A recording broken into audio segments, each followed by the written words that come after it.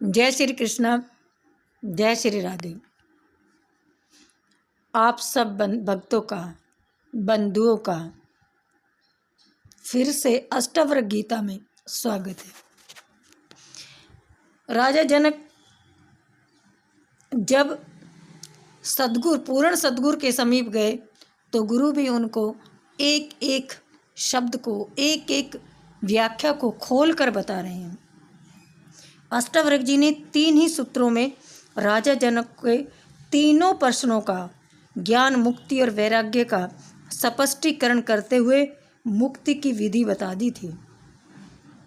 अष्टवक्र जी कहते हैं कि हे जनक, तू शरीर नहीं है, तू आत्मा है जो चैतन्य है, साक्षी है। आत्मा का कोई वर्ण नहीं होता। आत्मा ब्राह्मण, क्षत्रिय, शूद्र नहीं होती। यह तो चैतन्य ऊर्जा मात्र है जो सभी जीवों में समान रूप से व्याप्त है। ये आत्मा न तो किसी वर्ण वाली है और न ही किसी आश्रम वाली है, न इसकी कोई जाति है और न इसका कोई लिंग है। ये जो हमारे 4 आश्रम है ना, ब्रह्मचर्य, गृहस्थ, वानप्रस्थ एवं संन्यास, ये भी आत्मा के नहीं है। आत्मा न करता है और न भोगता है, न भोग्य विषय है। इन तीनों से परे असंग, निराकार और विश्व का साक्षी मात्र है, केवल दृष्टा है। अष्टवक्र जी जनक से कहते हैं कि तू वही आत्मा है, ऐसा जान करके तू सुखी हो जा।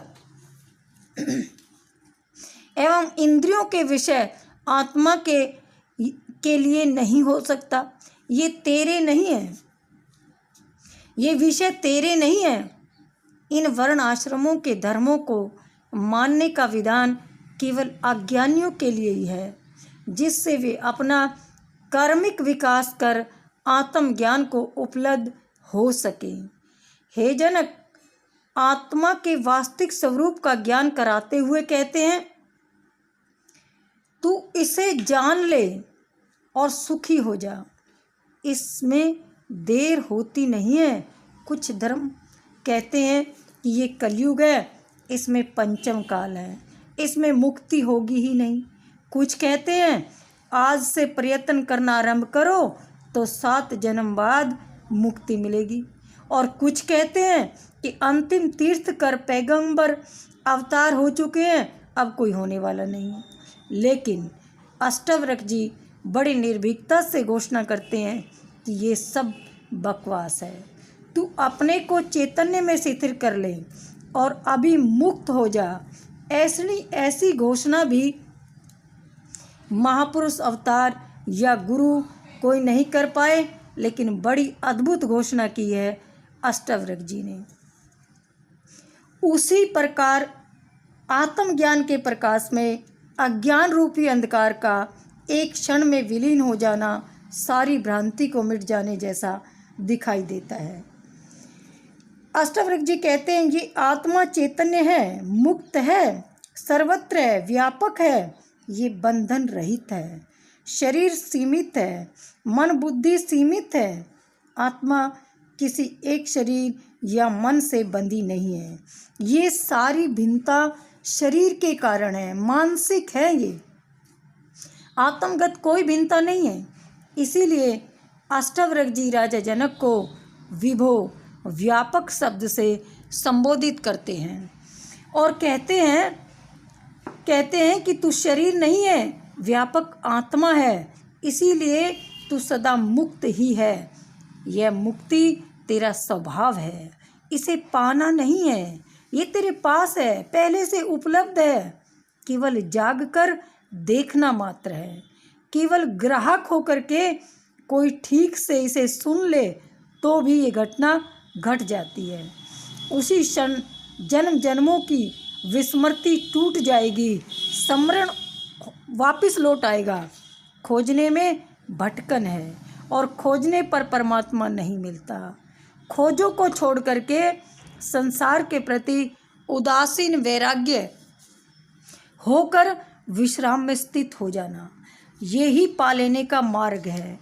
आत्मा व्यापक है, सब में एक ही है, किंतु शरीर अलग अलग होने के कारण अज्ञानी आत्मा को भी अलग अलग मान लेते हैं। अष्टावक्र जी कहते हैं, तू अहंकार के कारण अपने को कर्ता भोगता मान बैठा है। ये अहंकार भी तेरी भ्रांति है। तू चैतन्य आत्मा है जो न तो करता है और न भोगता। अपने को कर्ता और भोगता मानने के कारण ही तू सुख दुख का अनुभव कर रहा है।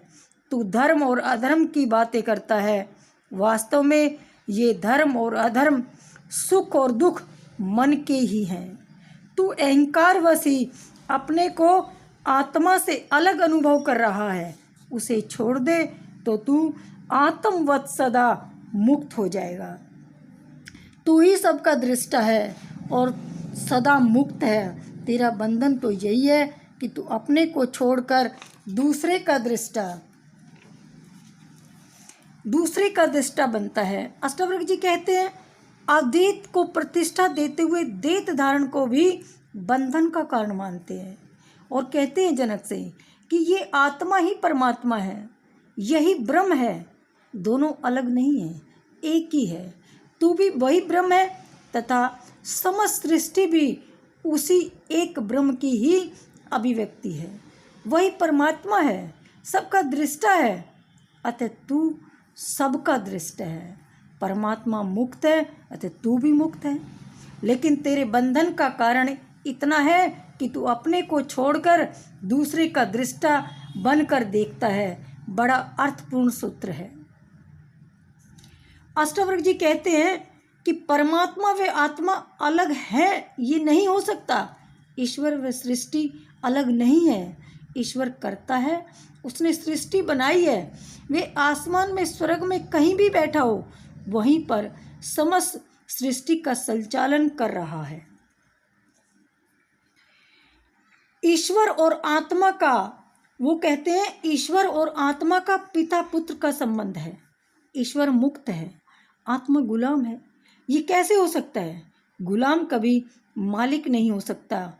कुछ धर्म ऐसी भी मान्यता रखते हैं कि कुछ धर्म ब्रह्म, जीव व प्रकृति तीनों को अनादि मानते हैं। कुछ आत्मा व सृष्टि को अनादि मानते हैं। कुछ प्रकृति और पुरुष दोनों को अनादि मानते हैं। किंतु अष्टावक्र जी इसमें कहते हैं कि आत्मा ही परमात्मा है, यही दृष्टा है, इससे भिन्न कोई दृष्टा नहीं है। इससे भिन्न कोई भी दृष्टा नहीं है। जब दूसरा मौजूद है ही नहीं तो बंधन है किस बात का? यदि एक ही है तो कौन किसे बांधेगा? वह मुक्ति है। यदि ईश्वर आत्मा से अलग है, जो इससे बड़ा है, तभी तो बंधन की बात पैदा होती है। यह आत्मा उसके अधीन है, गुलाम है, उसकी सेवक है। जब दूसरा है ही नहीं तो बंधन किसका? ये मुक्ति है। अतः आत्मा से भिन्न ईश्वर की सत्ता को मानना भी बंधन है। ऐसी आत्मा कभी मुक्त हो ही नहीं सकती। इसीलिए ईश्वर की सत्ता को आत्मा से भिन्न मानने वाले धर्मों में मुक्ति की धारणा नहीं पाई जाती है। उपनिषद कहते हैं, अयमात्मा ब्रह्म तत्त्वमसि आदि, यह अद्वैत को धारण है।